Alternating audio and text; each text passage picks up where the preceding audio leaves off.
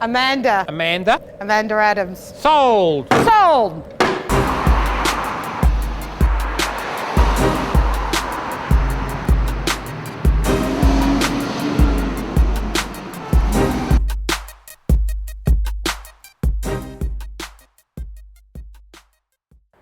Hi, Mandy here from Amanda Addams Auctions. This auction is featuring quite a number of Art Deco and retro, or as I prefer to call it, Art Moderne pieces. And they range from furniture to art to ceramics to glass to jewellery. So there is a really good eclectic mix of all things 20th century. This is a really interesting piece. It was purchased some 12 years ago. It was covered in paint. All the veneer was missing. And the vendor of this item saw the enormous potential in it. Amazingly, the 3 handles were also saved. All of this veneer, everything that you see in the veneer was redone, re-glued. It's a true Art Deco ladies' writing desk. Now these things are rare, rare, rare. It was never a mass-produced piece of furniture. It's just a sweet piece. You can pop it in the bedroom, you can pop it in the lounge, in the hallway. Lovely little trinket drawer. Just beautiful. I love it. It always warms my heart to see pieces that are restored. This piece was purchased at Amanda Addams Auctions earlier on in the year. The glass was broken and cracked and scratched and everything. The chrome was all rusted and the veneer was worn and lifting. So this piece had a new black glass top, the chrome was dipped, and of course the veneer was redone. For me, it is more than worthwhile to have a piece like this restored with full integrity. The cost here is somewhere around about $1,500 for the restoration, and the item was purchased for around about $600. What you have is a beautiful piece with full charm, total integrity, because everything is done as was. The pieces that you see here, the couch, the chairs, the 2 chairs over there, and there's a couple scattered throughout the rooms, they're all Grant Featherston, and they all came from the same home. So what's fascinating is that the vendor of these items purchased them directly of Grant Featherston, and he got a couple of rolls of fabric. Unfortunately, they just sold his house, it's being demolished, and just prior to the demolition, they thought they better get in touch with us. And wise they were, because what they thought they might have to tip is probably going to net them somewhere around about $30,000. You've got a footstool, which is not an easy find in Grant Featherston, and you've got the low back chair, then you've got the high back chair, so there's quite a number of various pieces. Last Grant Featherston chair we sold for $9,000. They are unreserved. Isn't that incredible? Even after we showed them the prices that we got and the books and everything, they said, fine, we'll give it to you, you do your best, whatever, we were going to tip them. These are interesting too. They were purchased in an op shop and they required full restoration.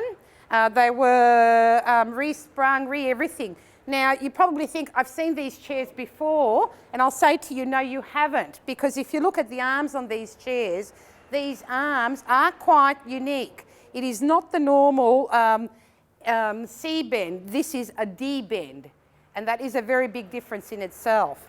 This is 1930s, and we have a 1950s, 1960s room divider display cabinet next to them, and I think it just works beautifully. It's a stunning piece. It wants, absolutely nothing doing, and again, it's here without any reserves, and it'll last. It'll outlast any modern piece of furniture you can buy. It's pretty much in its original condition with the original fabric. Incredible to have 2 carvers and 6 chairs, and all really good.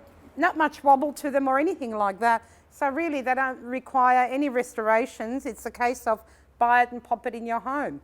But still, for me, one of the strange things is how they both came from the same home, the Grant Featherston and the Jacobean Revival furniture. So it just goes to show that eclectic mixing has been going on for years. Hi, in this auction we have got a fantastic range of Art Deco and decorative arts. We have got some really interesting Austrian busts, torsos, heads, bronzes. There's some Hagenauer in there as well. There's Unsengruber, little bookends down the bottom there. Got fantastic English Art Deco 1930s painting of a girl on a cork, maybe late 20s, early 30s. Beautiful work, and something like this in England would probably sell for £2,000, £3,000. We've only got a $1,200 to $1,500 estimate. Also along the back wall you can see more Art Deco. There's some Dorm Nancy vases in the cabinet. So we have themed it on Art Deco, and that little cabinet there is a rare little Art Deco Gillows bedside cabinet with inlay. And how often do we come across those in Australia? A marvellous work by Charles Blackman, The Black Cat. This has come from Charles Blackman's own collection.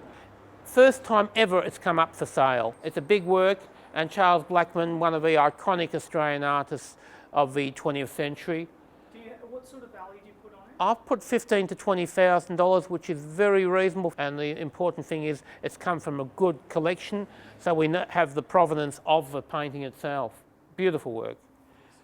In the auction we have got two very important works from the Heidelberg School. This one here by a very rare artist, Haywood.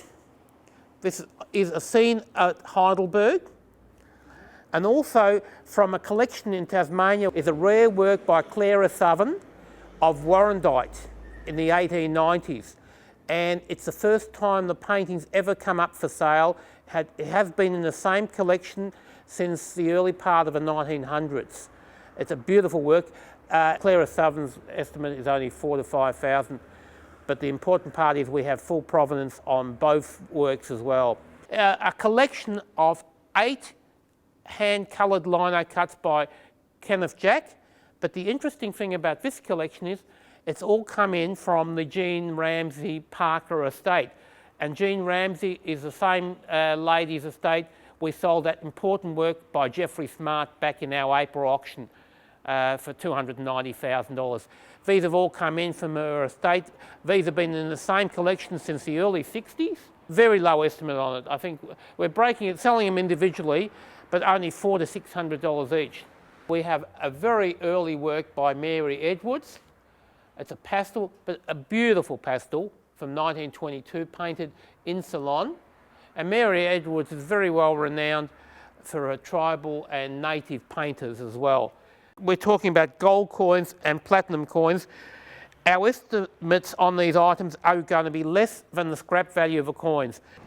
How often do you come across a collection of Belique that we have in this auction? And we've got over 40 pieces of Belique, and all to be sold without reserve. Along here we have an important work by an artist called James Wigley, who was a social realist painter, and he did paint a lot of works in the 50s and 60s in Central Australia. This was exhibited at Australia Galleries in 1962, so provenance is fantastic on the work, but it's a superb work, and the original frame, I've enjoyed just cataloguing it too. We've got an important historical piece of Australian furniture. This was exhibited at the 1888 Melbourne exhibition. It was made by Swenson, who was an important cabinet maker of the 19th century. Very realistic estimate on it, $5,000 to $6,000. So hopefully one of the galleries buys it, one of the National Gallery or one of the collecting bodies does buy the works. And Swenson, he was more important than Rock or Rojo of the era.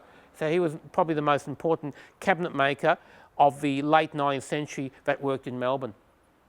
Thanks for visiting our site. It's always exciting because there is always something different.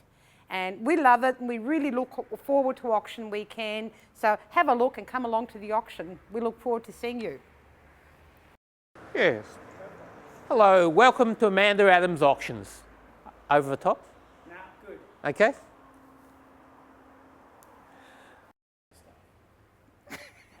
Okay, stuck again. Keep going.